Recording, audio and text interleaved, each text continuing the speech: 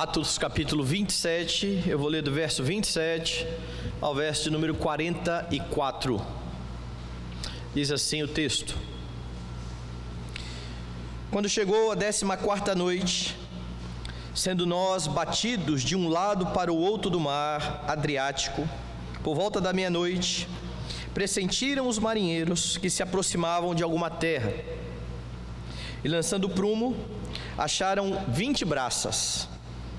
Passando um pouco mais adiante, tornando a lançar o prumo, acharam 15 braças. E receosos de que fôssemos atirados contra lugares rochosos, lançaram da popa 4 âncoras e oravam para que rompesse o dia. Procurando os marinheiros fugir do navio e tendo arriado o bote no mar, a pretexto de que estavam para largar âncoras da proa, disse Paulo ao centurião e aos soldados: Se estes não permanecerem a bordo, vós não podereis salvar-vos. Então os soldados cortaram os cabos do bote e o deixaram afastar-se.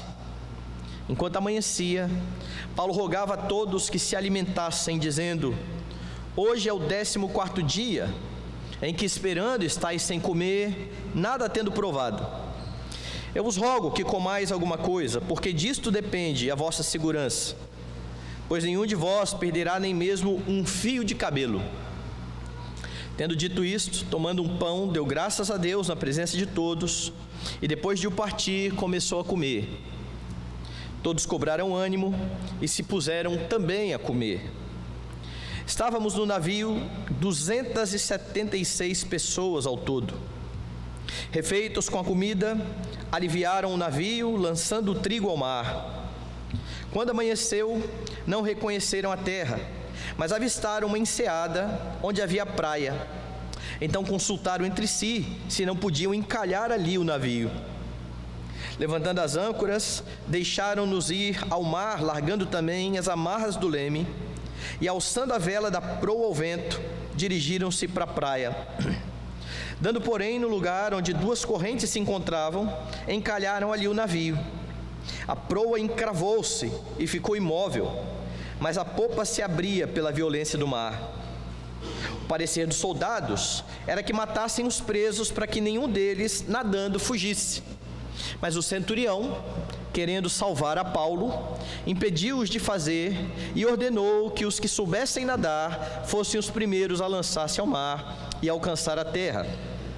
Quanto aos demais, que se salvassem, uns em tábuas e outros em destroços do navio. E foi assim que todos se salvaram em terra. Vamos orar.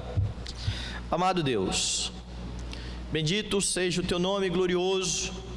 Somos gratos por essa noite do dia do Senhor, gratos porque a tua igreja ouve a ordem do Senhor de se ajuntar a fim de prestar culto ao teu nome, e podemos com isso também ouvir a tua voz que fala por meio da palavra. Que nessa noite, mais uma vez, o Senhor se agrade em falar ao nosso coração e que a tua palavra venha nos edificar para a tua própria glória. Em nome de Jesus, amém.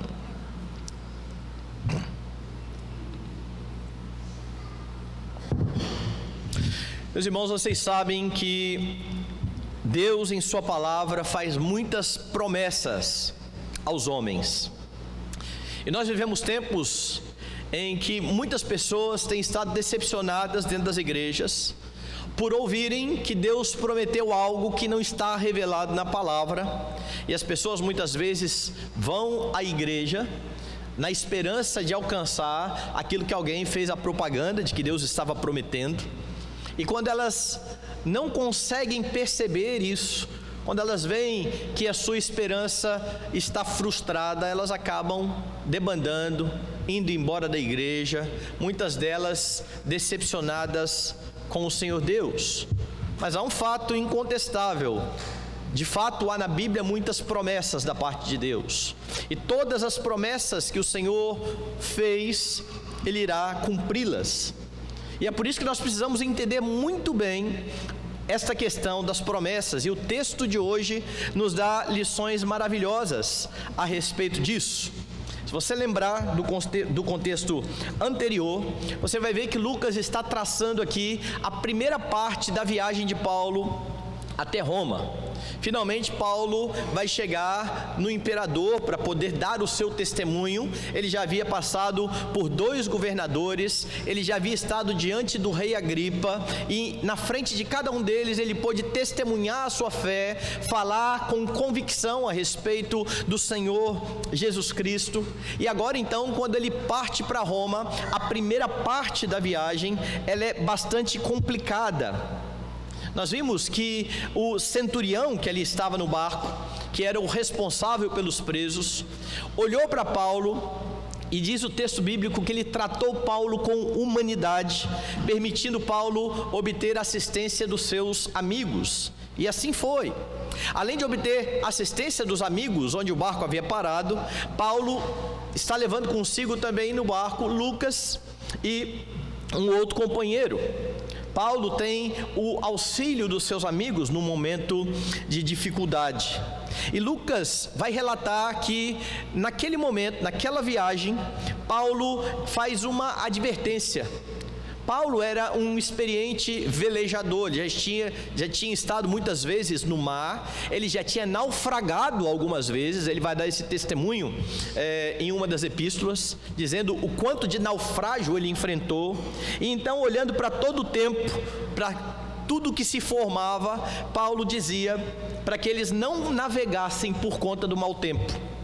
Mas o centurião está no barco com o capitão do navio, e o capitão do navio entende que é preciso navegar, que não há problema nenhum entrar no mar para navegar. E eles então vão atrás da ideia do capitão. No meio do mar, o barco começa a ser agitado pelas ondas. Eles tiveram que enfrentar uma grande tempestade, e isso levou esses homens à completa desesperança.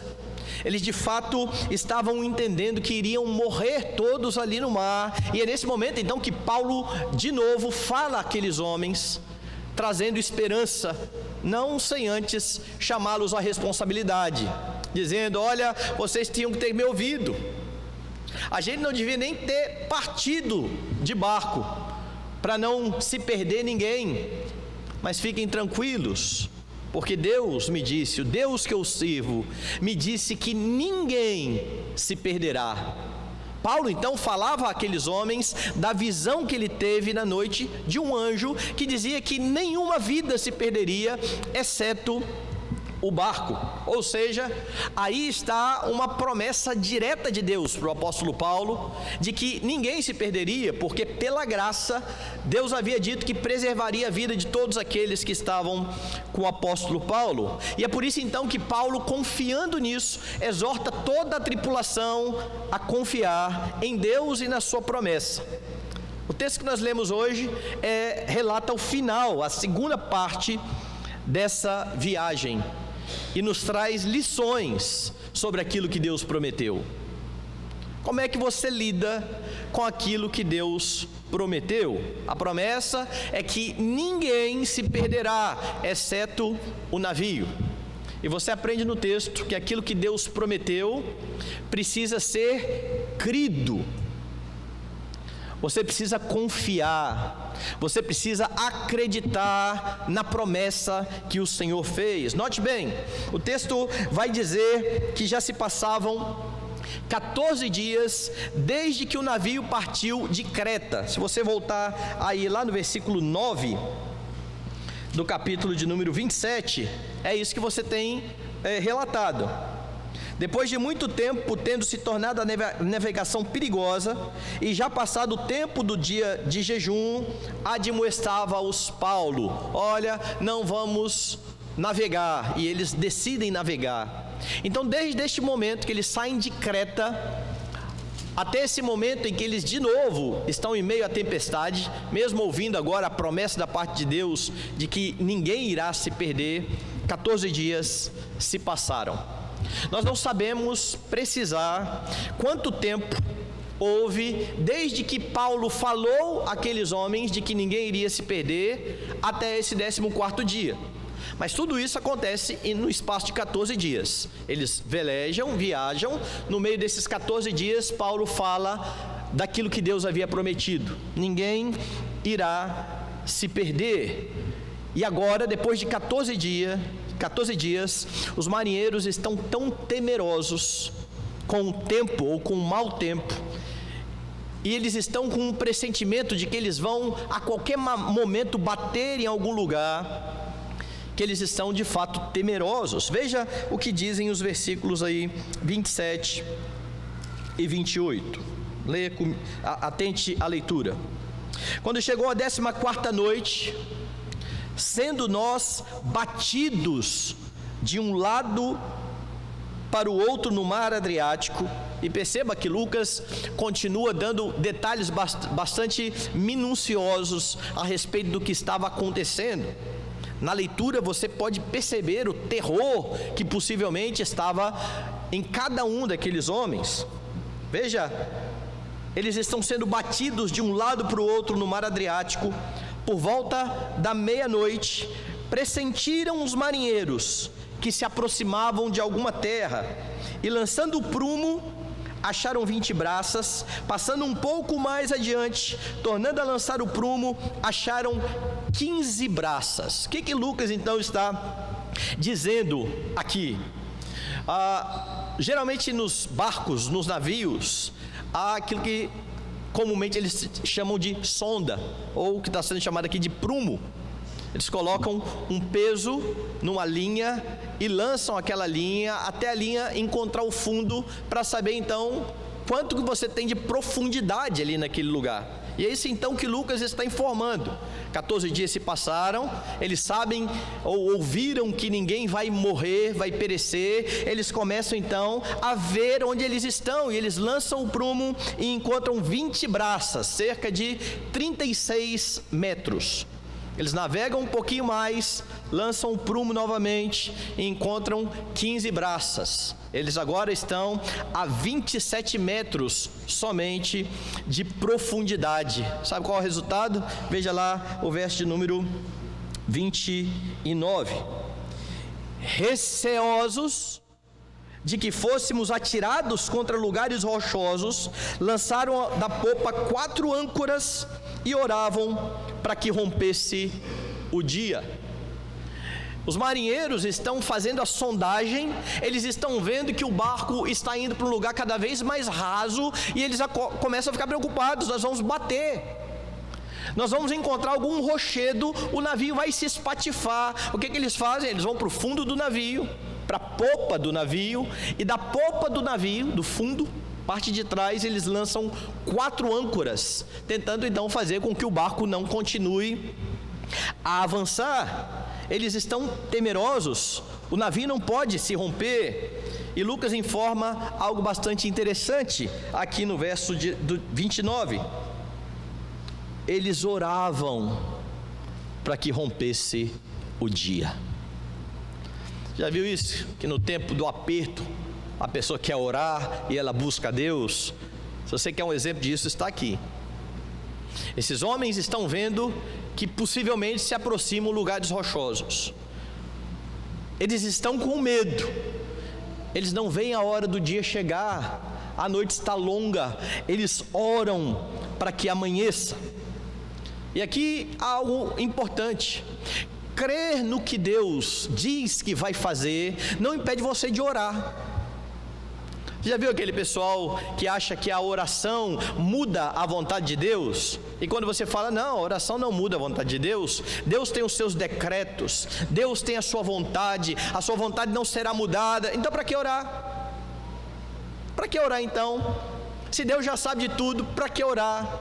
Se Deus vai fazer o que Ele quer, para que orar? Veja, Deus havia dito o que Ele iria fazer. Deus havia dito que todo mundo iria ficar vivo.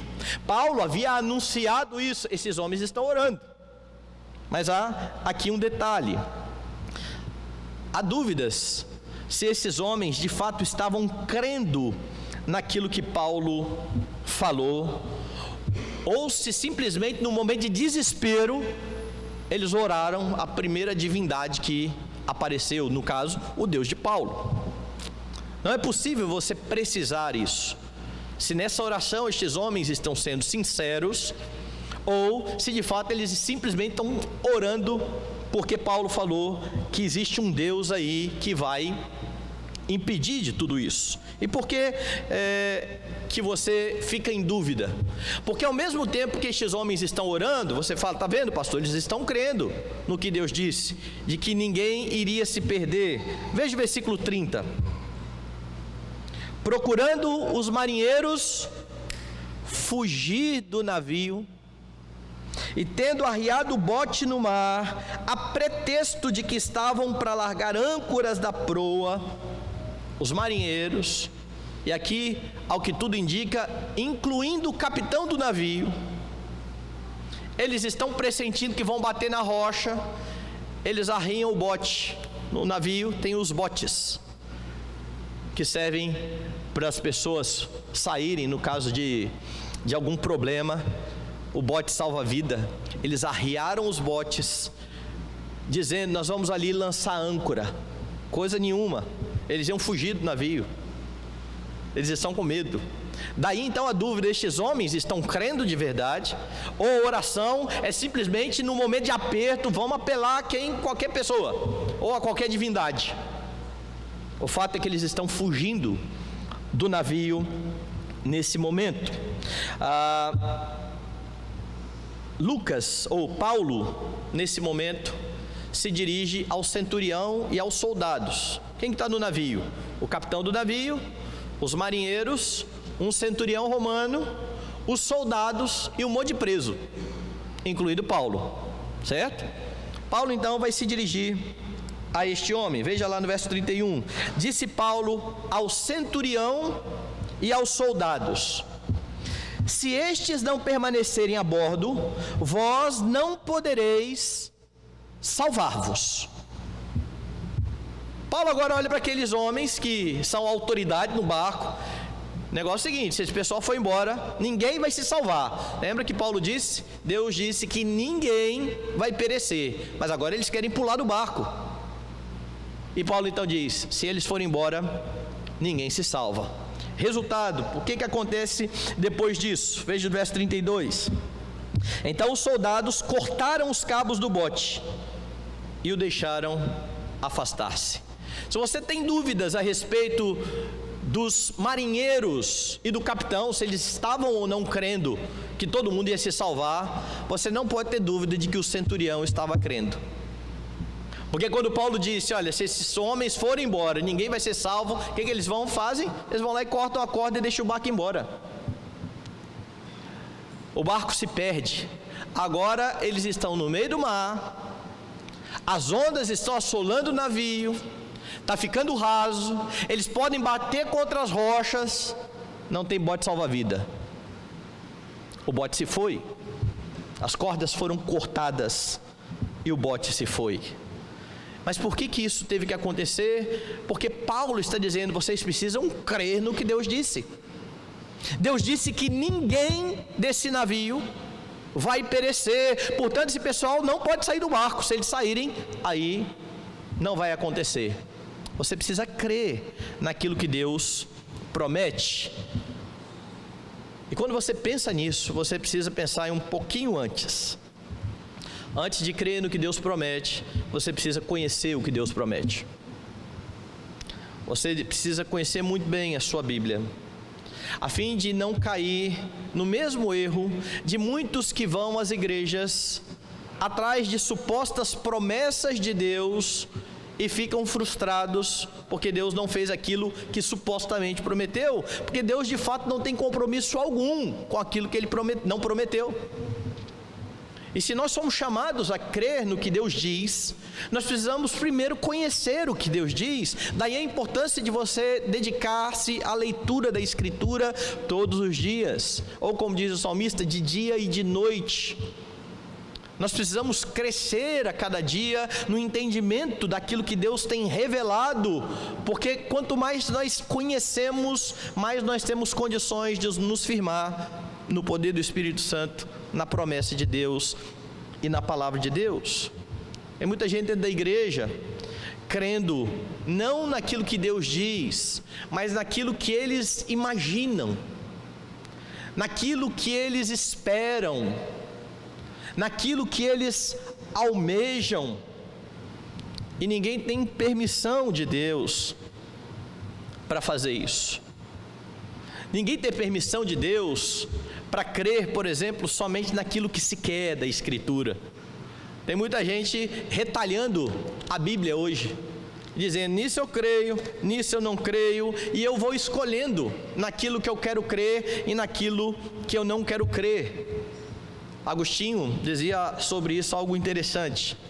Agostinho dizia que se no Evangelho você crê no que você quer e você rejeita o que você não quer, você não crê no Evangelho, você crê em você mesmo. Você colocou você mesmo como a autoridade sobre o que é e o que não é verdade, o que deve e o que não deve ser crido. E não é assim que nós lidamos com a palavra de Deus. Nós lidamos com a palavra de Deus como fonte autoritativa. Ela é autoridade sobre a nossa vida. E é por isso que nós precisamos entendê-la, textos dentro dos seus contextos, compreendê-la corretamente, a fim de crer corretamente. Nós somos chamados a crer, nós somos chamados a confiar, e é por isso que nós precisamos nos dedicar ao conhecimento de Deus. Conhecendo, creia naquilo que Deus diz. Creia que tudo aquilo que Deus prometeu, Ele vai cumprir. Creia que tudo aquilo que Deus ordena precisa ser obedecido, porque é a obediência à vontade revelada de Deus, que está aqui na Bíblia, que demonstra se você crê ou não, se você ama ou não o seu Senhor. Lembra de Jesus? Aquele que tem os meus mandamentos e os guarda, este é o que me ama. Não basta professar uma fé em Jesus Cristo, é preciso ter os mandamentos guardados no coração, porque é assim que nós não pecamos contra Ele, segundo o salmista. É por isso que Jesus é enfático: aquele que tem os meus mandamentos e os guarda, esse é o que me ama. E aquele que me ama será amado por meu Pai, e eu também o amarei e me manifestarei a Ele. Você precisa confiar naquilo que Deus diz na Escritura.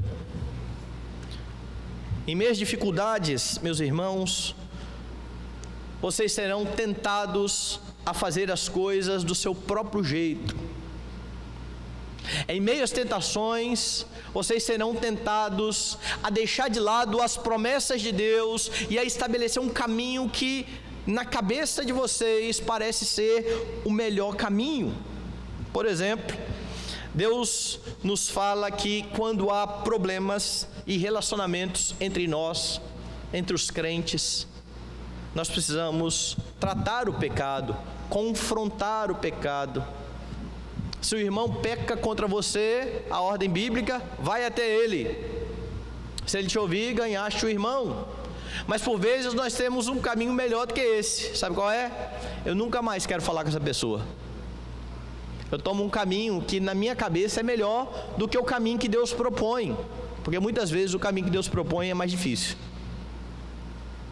Chamar alguém, conversar, confrontar pecados, restabelecer laços, por vezes pode quebrar o nosso orgulho, pode nos humilhar, e aí então nós às vezes queremos fazer do nosso jeito, tomamos um outro caminho. Diante dos desejos do seu coração, você vai ser tentado a pecar a fim de conseguir o que você quer. Eu já falei por várias vezes isso aqui na igreja.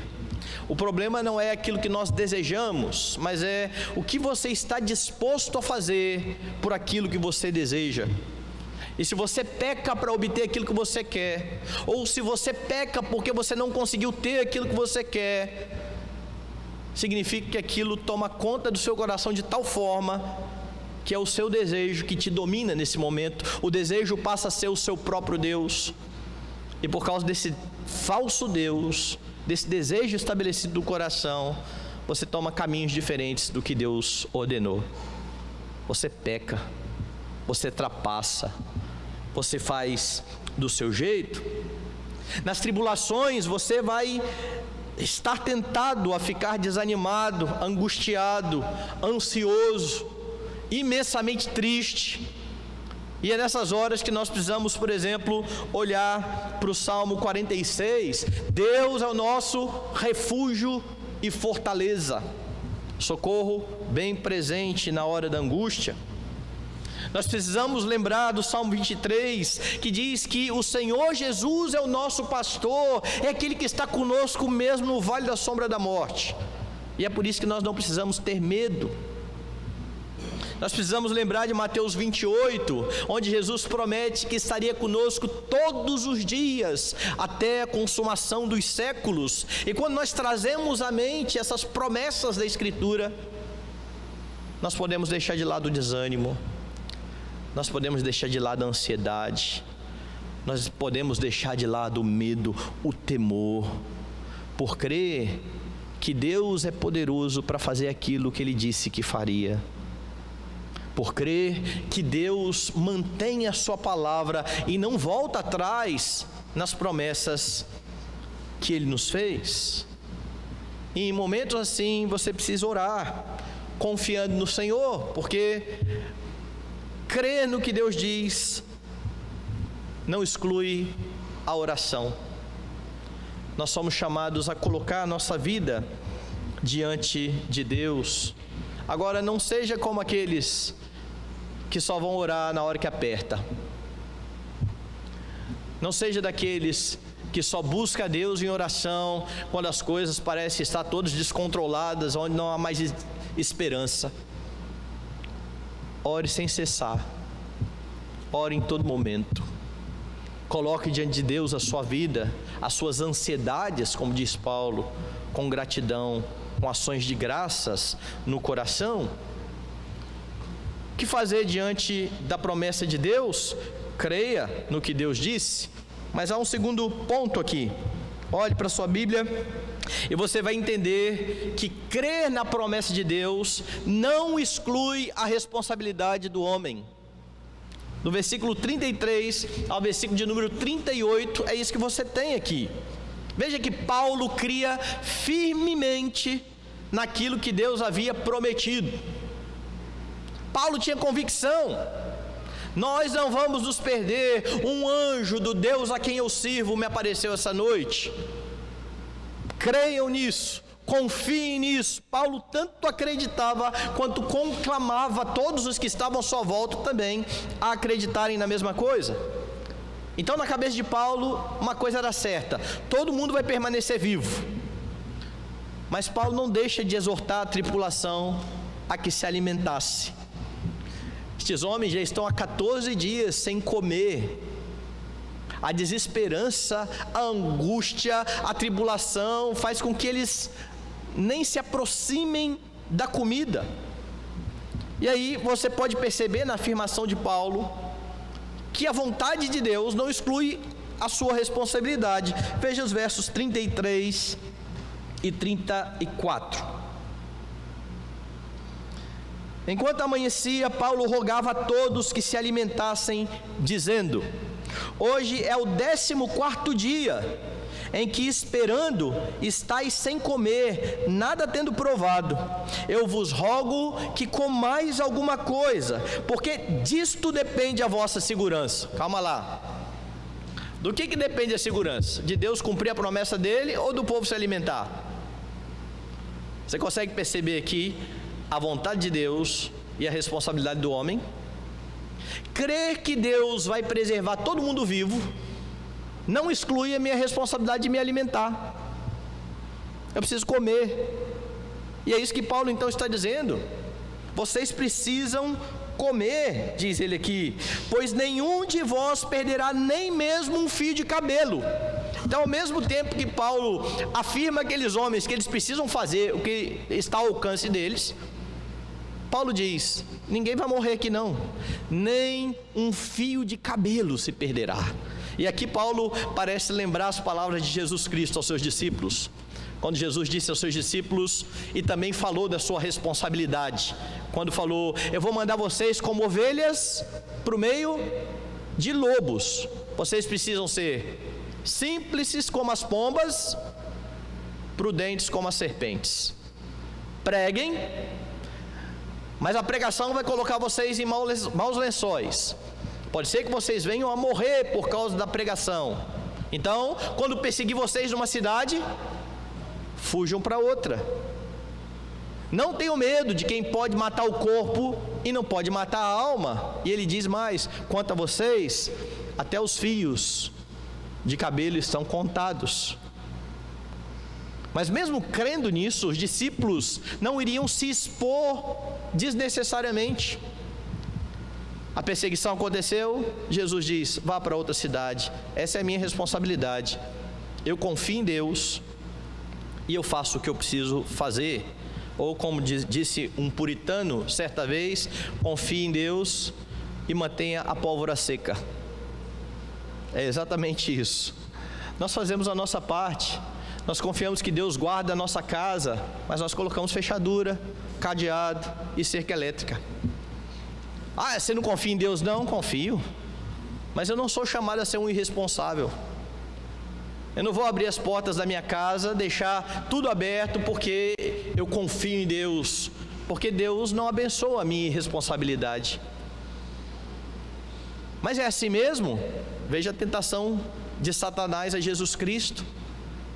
Depois que ele não conseguiu fazer com que Jesus colocasse o Pai à prova, dizendo: manda as pedras se transformarem em pães, porque se você é um filho de Deus, se você é mesmo filho de Deus, isso vai acontecer. E Jesus diz: nem só de pão viverá o homem, mas de toda palavra que procede da boca de Deus. Ou seja, ele já me disse isso, que eu sou o filho dele, eu não preciso de prova. Satanás muda a estratégia e diz: então vem cá, você podia pular daqui do pináculo do templo, porque está escrito lá na Bíblia: aos teus anjos dará ordem aos teus respeitos, eles vão te sustentar. Vai ser um espetáculo formidável, Jesus. Você vai pular, todo mundo vai pensar que você vai cair lá embaixo, os anjos vão te pegar. Pensa na glória que vai ser isso tudo. E mesmo Satanás tendo citado a Bíblia, Jesus responde o quê? Também está escrito: não tentarás ao Senhor teu Deus. Não é porque os anjos vão me proteger e me sustentar, essa é uma verdade, que eu vou me arriscar pulando de lá. Eu não vou tentar o Senhor. O tempo todo a Escritura nos chama a confiar em Deus e a fazer o que nós precisamos fazer. A vontade de Deus é que esses homens permaneçam vivos. A responsabilidade deles, eles precisam se alimentar. E Paulo então dá o exemplo. Veja o verso 35. Tendo dito isso, tomando um pão, deu graças a Deus na presença de todos, e depois de o partir, começou a comer. Veja a atitude maravilhosa aqui do apóstolo Paulo. Ele agora pega o pão, agradece ao Deus que disse que ia preservar a vida de todos, enquanto ele usufrui do alimento que ele entende que também foi dado pelo próprio Deus. Se eles têm condições de se alimentar, a fim de seus corpos permanecerem firmes, saudáveis, eles podem fazer isso, porque Deus estava provendo para eles. Era Deus o Deus da provisão, e é a esse Deus que Paulo dá graças. Paulo não tem controle sobre as ondas, Paulo não pode fazer cessar as tormentas, Paulo não pode fazer que o vento pare. A única coisa que ele pode fazer, ele faz. Ele exorta quando ele tem que exortar, ele se alimenta quando ele tem que se alimentar. Tudo que Deus dá a ele condições para fazer, ele faz. E a atitude de Paulo aqui, e sua lembrança de que Deus o estaria guardando, faz com que todos passem agora também a se alimentar. Verso 36. Todos cobraram ânimo e se puseram também a comer. Paulo e a sua atitude foi um exemplo para aqueles homens. Eles viram confiança em Paulo e agora eles também estão animados. E estes homens que estão há 14 dias sem se alimentar, começam a comer. Entendem que eles agora precisam se alimentar. Lucas faz questão de registrar aqui algo interessante. Veja o 37. Estávamos no navio 276 pessoas ao todo. Lucas faz questão de frisar o número exato daqueles que estão no navio e de quantos estavam no navio, a fim de provar que Deus levará a cabo a sua promessa. E depois de se alimentar, eles agora estão dispostos e continuam fazendo o que eles podem, aliviando o peso do navio. Verso 38. Refeitos com a comida, aliviaram o navio, lançando o trigo ao mar. E com isso, eles estão mais uma vez fazendo o que eles podem fazer nesse momento. Lembra que está ficando raso? Lembra que eles podem bater nas rochas, eles podem encalhar em algum lugar. Quanto mais leve estiver o navio, melhor para eles velejarem. Eles estão confiando em Deus, mas eles precisam fazer o que eles têm condições de fazer. Isso é maravilhoso, você precisa crer nisso, porque tem muito crente achando que confiar em Deus significa ficar inerte. A Bíblia nunca ensina isso. A Bíblia nunca diz que você precisa ficar passivo. O que a Bíblia ensina é que Deus é totalmente soberano e você é totalmente responsável. Por exemplo, Deus promete que se você buscar em primeiro lugar o reino e a justiça, as suas necessidades básicas serão acrescentadas, não é isso?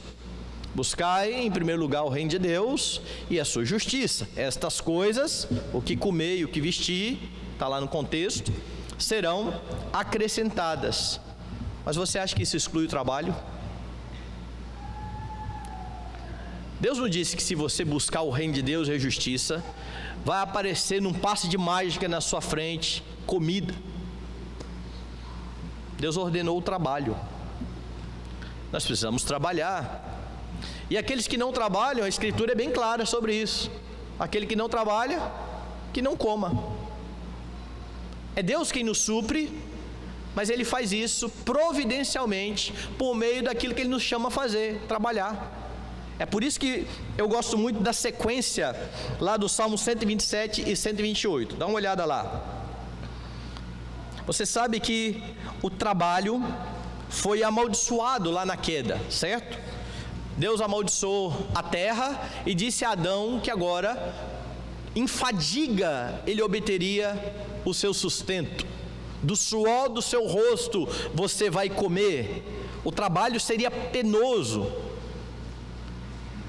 Aí quando você lê o Salmo 127, você tem algo bastante formidável. Se o Senhor não edificar a casa, em vão trabalham os que edificam. Salomão está excluindo o trabalho de edificar a casa? Você tem que edificar a casa. O que Salomão está dizendo é que se o Senhor não abençoar isso, tudo isso é vão. Se você não fizer isso para a glória de Deus, tudo isso é vão, tudo isso é vaidade. Se o Senhor não guardar a cidade, em vão vigia a sentinela. E quando o Senhor guarda a cidade? A sentinela vai vigiar e vai ficar tudo bem. A sentinela está lá. Você não exclui a sentinela, certo? Inútil será levantar cedo ou de madrugada, repousar tarde, comer o pão que penosamente granjeaste. Por que ele está usando essa linguagem? Porque Deus havia dito ao homem que o pão viria do suor do rosto. Mas se Deus não estiver nesse processo, é inútil levantar de madrugada, dormir tarde e comer esse pão que você ganhou com o suor do seu rosto. Em contrapartida, diz Salomão, aos seus amados Ele dá enquanto dormem. Então qual é a lição do Salmo? É que se você confiar em Deus, você vai dormir, e quando você sentar no café da manhã, a mesa está posta. Não. E a prova disso é o comecinho do Salmo 128. Bem-aventurado o homem que teme ao Senhor e anda nos seus caminhos. Do trabalho de suas mãos comerá. Feliz será e tudo te irá bem. Ele trabalha. Ele tem prazer no trabalho. Ele confia em Deus. Ele louva a Deus pela providência do pão, mas ele trabalha. Ele vai fazer o que Deus ordenou. Você não pode crer numa promessa de Deus e simplesmente ficar parado. Não é essa a ordem que a Escritura dá. Não seja um preguiçoso. Isso então não exclui a responsabilidade de você também usar de forma correta os recursos que o Senhor te dá. Deus falou que vai prover aquilo de que nós temos necessidade. Nós trabalhamos, por meio do nosso trabalho, Deus então nos abençoa e nos dá aquilo que nós temos necessidade. O que nós fazemos com aquilo que nós ganhamos? Nós precisamos ser bons mordomos. Nós precisamos louvar a Deus por aquilo que Ele nos dá. Nós precisamos ser responsáveis com os nossos gastos. Nós precisamos fazer tudo de forma correta. Essa é a nossa responsabilidade. Eu sei que Deus sustenta e provê, mas Ele me chama a ser responsável. Ele não me chama a ser um esbanjador. Ele não me chama a ser alguém que desperdiça. Não. Quer mais? Deus promete bênçãos para as famílias que estão dentro do pacto. Isso não exclui a sua responsabilidade como pai e como mãe de instruir os seus filhos, de diariamente amar os seus filhos, colocar a roda da mesa e fazer culto doméstico com eles, de ler a Bíblia com eles, de orar com eles, de servir de modelo de piedade para eles. Tudo aquilo que você promete no batismo. O fato de Deus ter promessas para os filhos do pacto não exclui o labor dos pais em instruir e educar os filhos nos caminhos do Senhor. Deus promete santificar a sua igreja. Isso não exclui a ordem para que você busque os meios de graça, para que você esteja junto do povo de Deus, reunido em igreja, para que você participe dos sacramentos, para que você leia a Escritura, para que você ore. É uma realidade. Deus vai santificar o seu povo. Como Ele vai fazer isso? Pelos meios que Ele mesmo escolheu. Deus promete salvar os seus eleitos. Isso não exclui o trabalho de evangelismo da igreja. Atos é um livro que fala que nós fomos chamados, o Espírito Santo habita em nós para nós sermos testemunhas em Jerusalém, Judéia, Samaria e até os confins da terra. Tem muita gente confiando na promessa de Deus sem querer se mover para fazer a sua parte. Um irmão me procurou uma vez e disse assim: Milton, você podia pregar mais sobre avivamento, né? Nunca te vi pregando sobre avivamento. E eu fiquei curioso e perguntei por quê. Falei, mas por quê? Ele disse assim: é porque na época do avivamento os crentes liam mais a Bíblia, os crentes oravam mais. Falei, então você está querendo dizer para mim que o fato de você não orar mais e não ler mais a Bíblia é porque Deus não mandou o avivamento? Ele falou, não é. Você não lê a Bíblia porque você está com preguiça. Você não ora porque você não quer orar. Deus já te deu um novo coração, já colocou em você o Espírito Santo e já te deu ordens. Você precisa fazer o que você tem que fazer. Mesmo quando você não tem vontade, mesmo quando você está desanimado, não espere vir uma vontade celestial de fazer essas coisas, porque não virá muitas vezes. Você precisa se esforçar. Paulo se esforçava. Paulo fala para Timóteo que Timóteo precisa se exercitar na piedade. E tudo isso significa que nós precisamos trabalhar. nós agimos, nós fazemos aquilo a que Deus nos chama a fazer com responsabilidade. Em sua providência, Deus usa meios para cumprir o que Ele promete, e você é chamado a fazer tudo aquilo que Deus tem ordenado, do mesmo jeito que diz, ou da forma como diz Salomão no Eclesiastes. Dê uma olhada lá em Eclesiastes, capítulo de número 9.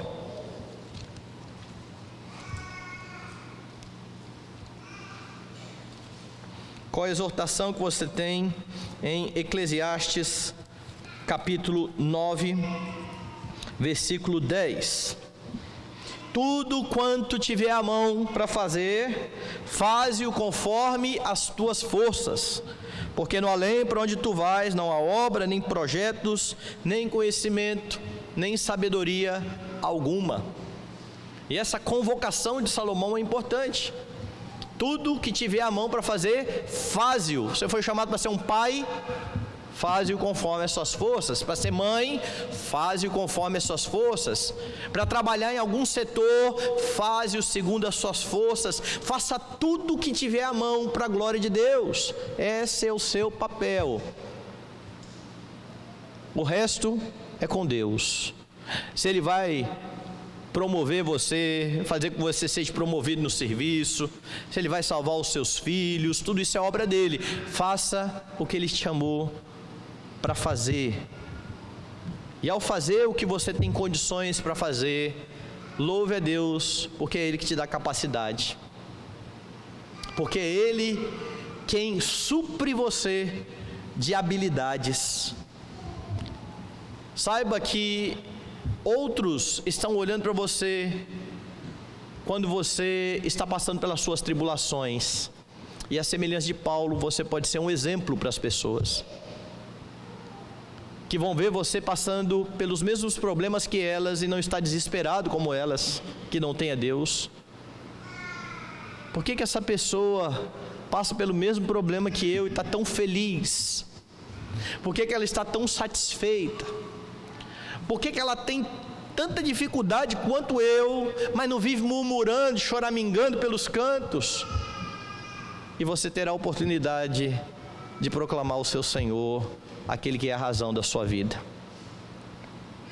Diante daquilo que Deus prometeu, você precisa fazer aquilo pelo qual você é responsável. Por último, diante do que Deus prometeu, creia que certamente tudo se cumprirá. Do verso 39 ao verso 44, você tem então o desfecho da história. A noite certamente foi muito longa. Lembra? Estes homens agora oram para que chegue o outro dia. São muitos problemas. E então começa a amanhecer e eles enxergam uma enseada, uma praia. Eles estão perto nesse momento da ilha de Malta, mas eles não têm ideia de onde eles estão. Você sabe porque Lucas agora está registrando.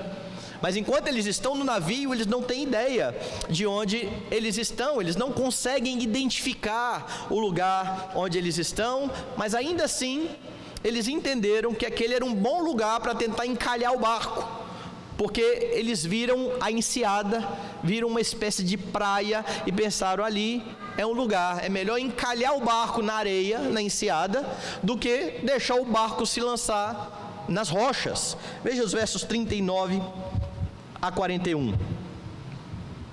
Quando amanheceu, não reconheceram a terra, mas avistaram uma enseada onde havia praia.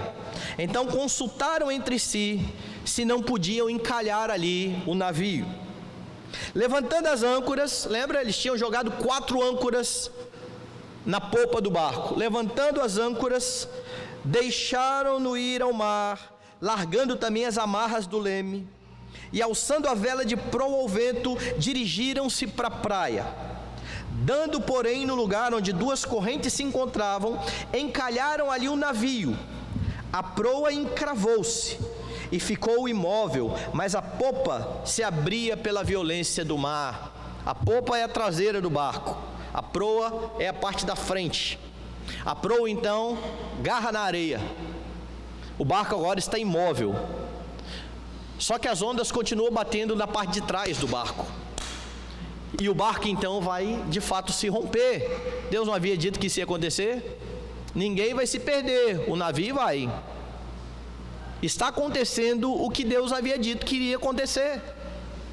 Estes homens encalham, as ondas estão batendo ali na parte de trás, e diante desse quadro, os soldados olharam, um monte de preso no barco. Vamos matar todo mundo. Esse pessoal vai fugir, é tudo preso. Eles estão sob a responsabilidade daqueles homens. E se eles fugirem, a culpa é de quem? É dos soldados, é do centurião. A ideia primeira que eles têm, vamos matar. O problema é que eles matarem todo mundo, Deus não cumpre a sua promessa. Deus falou que ninguém iria morrer. O que acontece no meio disso tudo? Veja o texto. O parecer dos soldados era de que matassem os presos para que nenhum deles nadando fugisse. Mas o centurião, querendo salvar a Paulo, impediu-os de fazer e ordenou que os que soubessem nadar fossem os primeiros a lançar-se ao mar e alcançar a terra. O centurião olha, ele está grato a Paulo. Paulo, desde o começo da viagem, está falando com o centurião: é melhor a gente não navegar. No meio do mar, é Paulo quem traz esperança.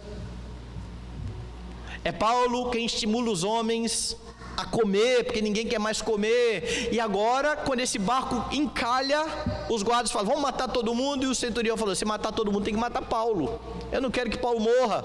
Então a ordem é: todo mundo vai ficar vivo. E por causa da gratidão do centurião a Paulo, Deus preserva a vida de todos os presos ali, porque Deus havia dito que ninguém ia se perder. Veja a providência de Deus de novo em ação. Deus usa os atos dos homens para cumprir a sua vontade. Comecinho do verso 44.